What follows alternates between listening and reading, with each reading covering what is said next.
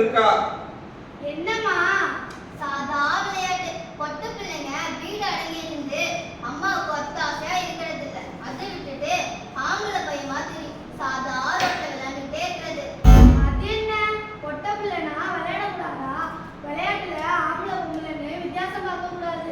பேச்சுக்கு ஒண்ணும் குறைச்சல் இல்ல. படி படி கரடியா கத்துறேன், கேக்குறியா? அம்மா, கரடியில இருந்து காவை மட்டும் தனியா எடுத்து படிக்கு முன்னாடி போட்டு பாரு. ஒரு அளவும் புரியல. புரியும்படியா சொல்லு. கபடி கபடி கபடி. ஆஹா ஆஹா. அப்படியே நான் கிரவுண்ட்ல கபடி கபடின்னு விளையாட்ட சந்தோஷம் இருக்கே, காதல் கடை பிரியாணி சாப்பிட்ற மாதிரியே இருக்கு. ஒன்னே விளையாடுறது, இல்லைன்னா திங்கிறது. இதை விட்டா வேற என்ன தெரியும்? என்னக்கா ஏன் கத்திக்கிட்டே இருக்க? என்ன பிரச்சனை? நீ தாண்டா பிரச்சனை. நான் இப்பதான் வீட்டுக்குள்ளாரையே வரேன்.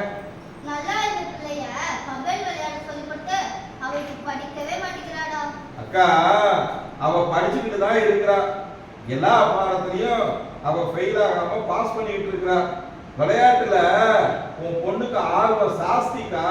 நீ விளையாட விட்டா அவ கபடியில பெரிய ஆளா வருவா.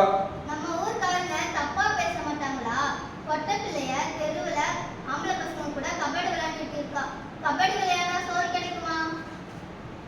அக்கா, நம்ம அணு மாதிரி ஒவ்வொரு ஊர்லயும் விளையாட்டுல ஆர்வம் உள்ள பொட்ட பிள்ளைங்க நிறைய பேர் இருக்கிறாங்க.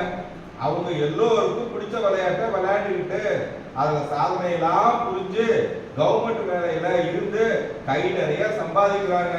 நீ தான் கிணத்து தவளையா விவரமே இல்லாம பொட்ட பிள்ளைங்களை மட்டமா பேசிக்கிட்டு அலையிற. அப்படி போடி நச்சுனா இருவாளே, நல்லா அம்மா மண்டையில ஏற மாதிரி சொல்லு. அம்மா, கபடி கபடி நம்ம ஊர் மண்ணுல உருவான விளையாட்டு. அது ஒன்றும் தாழ்ந்து போகல. நல்லா விளையாண்டா மாவட்டத்திலே பெரிய ஆளா வருவேன். கவலைப்படாதம்மா, உன்னை உட்கார வச்சு சாப்பாடு போடுவேன். வேற சாத்தி, எனக்கு நீ பெரிய ஆளா வந்து பெரிய படிப்பு படிச்சு டாக்டரா வரணும்னு தான் ஆசை. நீ என்னடானா கபடி கபடின்னு அலையிற.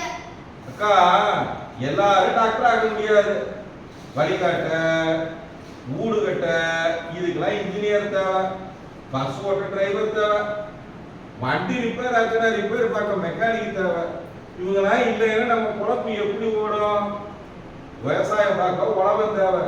அப்படிதான் கபடி விளையாட நம்ம அணு மாதிரி பிள்ளைங்க நிறைய பேர் தேவைக்கா. என்னமோ சொல்றீங்க, சரிடா.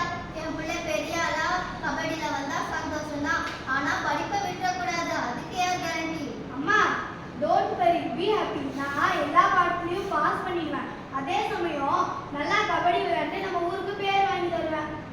அக்கா, எனக்கு தெரிஞ்ச கபடி கோச் ஒருத்தர் பக்கத்துல இருக்கிறாரு. ரொம்ப நல்ல மனுஷன். காலையில கூட்டிட்டு போயிட்டு பிராக்டிஸ் கொடுத்துட்டு பத்திரமா கூட்டிட்டு வர்றது என் பொறுப்பு. சரியா, பொறுப்பா நடந்துக்கோ, பத்திரமா இருக்கணும். என்னோட ஆசை உனக்கு எப்பவும் இருக்கும். கபடியில பெரிய ஆளா வரணும்னு எனக்கு நம்பிக்கை இருக்கு. அம்மானா அம்மா தான். தேங்க்யூமா. வீரப்பெண்ணே எழுந்து வா, விரைந்து வந்து தொடங்கவா. சிங்க பெண்ணே சீறி வா, என் தங்க பெண்ணை தாண்டி வா. வெற்றி ஒன்றே உன் இலக்கு, செல்லும் திசையை நோக்கி நடைபழகு. மனமையை நெருப்பால் கொளுத்திவிடு, சமூகத்தின் விடியலால் மாற்றிவிடு. தடம் பார்த்து நடக்காமல் தடம் மாற்றி நடைபோடு சிங்கப்பெண்ணே. நன்றி. என் பெயர் அனுஷ்கா ஏடிடி, மோனிஷா ஏடிடி, பிரதீஷ் ஏடிடி, கௌரி ஏடி.